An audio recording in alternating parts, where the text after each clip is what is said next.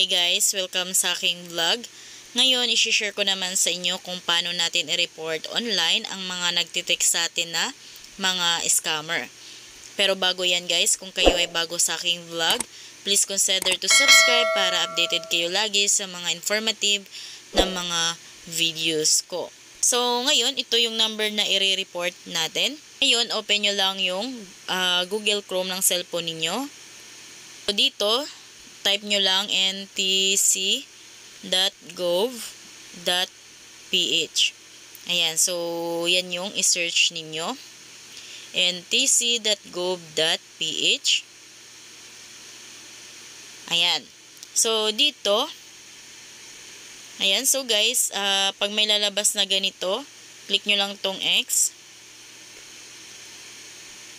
Ayan, then scroll nyo lang pababa. Ayan, so dito pala guys, makikita nyo yung lahat ng nagpa-register sa SIM registration.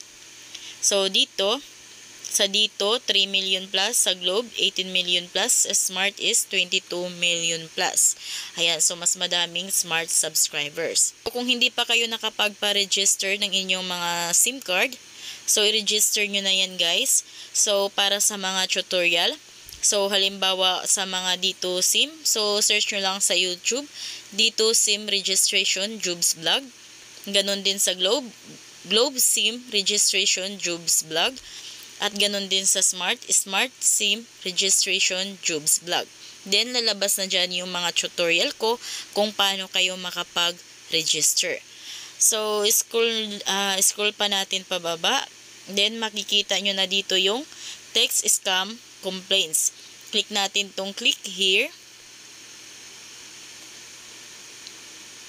Ayan, then dito na tayo sa text scam complaints. Scroll lang natin pababa. So dito guys, ito yung mga kailangan natin fill upan. So ito yung complete name, yan yung complete address ninyo, updated email address ninyo, updated contact number, at saka yung complaint cellphone number. Ayan, so yan guys, lahat ng mga information na yan is required na pipil upan. So hindi pwedeng hindi nyo yan pipil upan ng mga yan. Ma-make sure din ni NTC na yung ni-report ninyo is totoong ng scam at legit yung ni-report ninyo.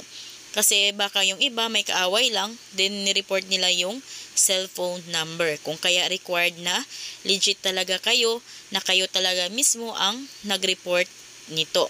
Dito guys, sa text scam screenshot.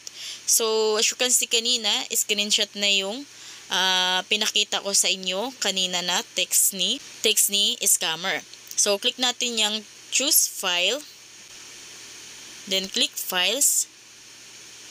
Ayan, then hanapin na natin yung text ni scammer. Ayan, so ito na yung text ni scammer. Click natin yan.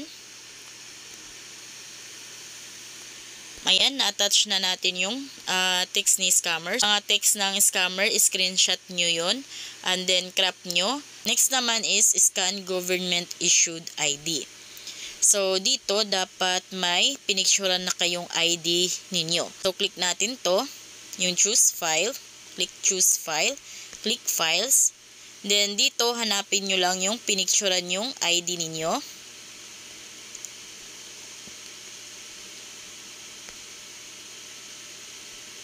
So ayan, na-attach na din natin yung ID ko. So ang nilagay ko is yung driver's license ko. Then dito double check nyo yung number ng report niyo. So dapat tama yan. Yan yung number ng scammer. Double check nyo. Then pag tama na lahat, click nyo na itong submit.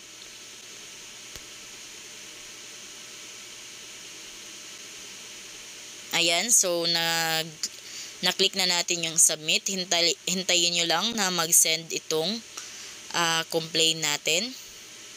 Ayan. So na-send na natin yung complaint natin.